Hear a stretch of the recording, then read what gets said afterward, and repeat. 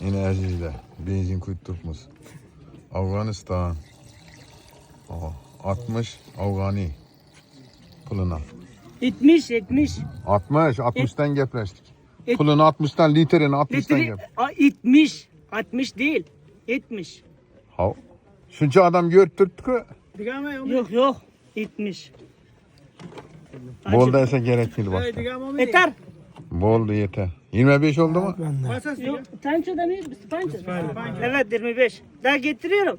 60'tan verdin mi? 60'tan da hep yaplaştık ki başta. 60'tan dedik. 60 Afgani'den dedik. Zaten 70. bol dese gerekmedi. Boladır. Bol. Yeter. Yeter.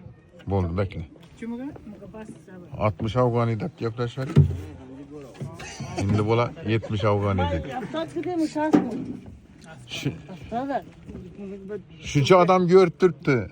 Üçüncüllisi görtürttü de gepleşkende 60 Afgani de gepleştik. Yok. Litrini dedin, sen litrini dedin, 60 Afgani dedin ben gepleşkende.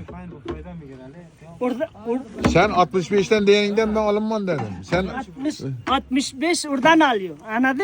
ya 60 son bagajında. Evet. 65 oradan alıyor. 70 burada satıyor.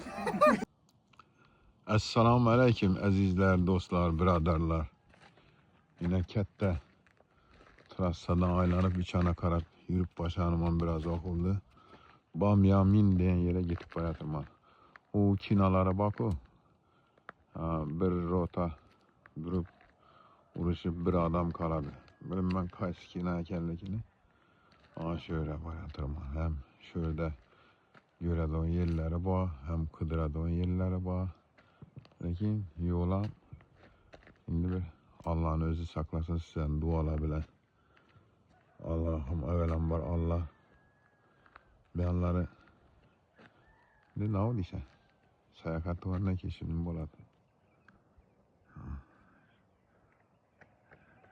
Riskon ne boladı. Gelip. Gördüğün işler mi? Şimdi. Emmeye sağlık, amanlık dileyim.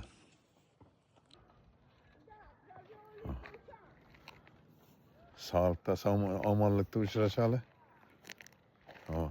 Allah'ın özü penakında saklasın.